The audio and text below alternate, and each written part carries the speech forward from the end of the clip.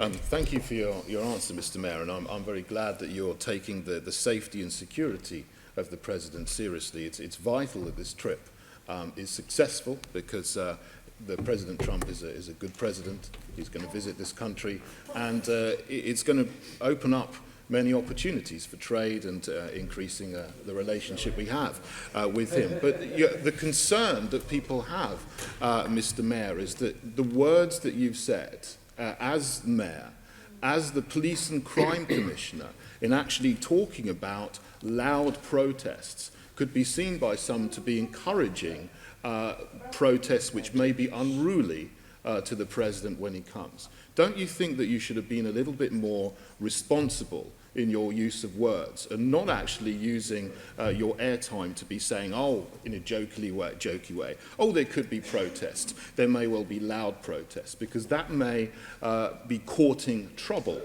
during the president's visit. Can I just, Chair, the Assembly member rightly reminded politicians of the importance of the words they use.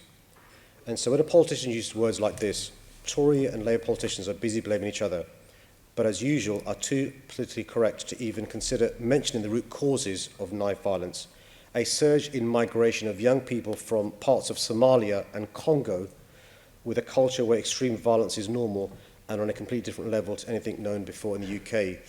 That's an example of language being used in a way that I think is dangerous. And my point to you is this: is there any problem in this country that isn't the fault of immigration?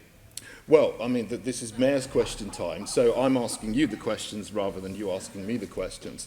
And obviously you sit in a party that has got large problems with anti-Semitism, and you sit in a party that tolerates an MP who once retweeted that the victims of abuse in Rotherham should shut their mouths for the sake of diversity. So I think those are very, very dangerous words from people in your own party. So I wouldn't throw stones when you live in a greenhouse.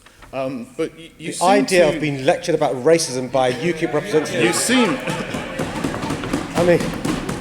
But you seem to have, a certain personal animosity to President Trump, and you know he's coming to this country. He's coming on a visit to this country.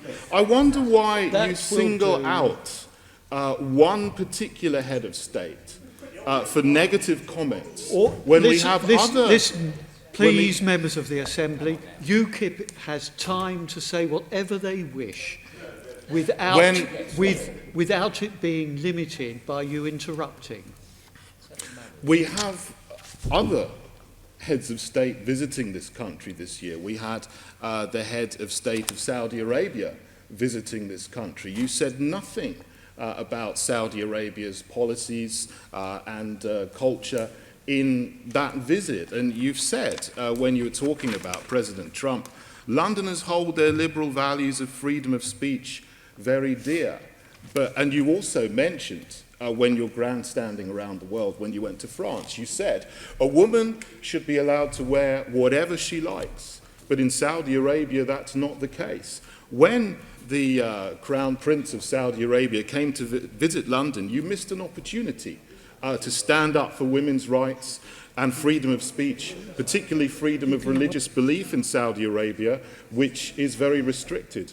Why do you keep mentioning President Trump, but you decided not to say anything about those issues in Saudi Arabia? What's the difference? Well, the difference is this: we have a special relationship with the USA. They're our best friends. We don't have the same special relationship with these other countries. And I think one of the responsibilities when you are a best friend is to stand shoulder to shoulder at times of adversity, but to call them out when they are wrong. I appreciate some people like to be sycophants all the time. I believe it's important, though, to call out your best friend when they're wrong. And I think it's out of order amplifying tweets of Britain First. I think it's out of order amplifying racist tweets that divide our communities, and you should be ashamed as UKIP representative defending that behaviour. UKIP's time has expired, Mr Mayor. Assemblymember Boff. Mr Mayor, after Assemblymember Kurten's contribution, do you wish that President Trump had paid a few more people to shut up? Yes. Yes, that was quite funny. Is that it? And do you welcome the particular aspect of the council elections in London, which saw the complete, total decimation of UKIP? Well, when I used to be a lawyer, I'd say to clients the jury is nearly always right, and I think in the context of UKIP in London, the vote is always right. Okay, thank you very much. And the final question is from Assembly Member Twycross on glass ceiling. And I think, without wanting to prolong the previous question, I think we're all looking forward to having a feminist in the White House.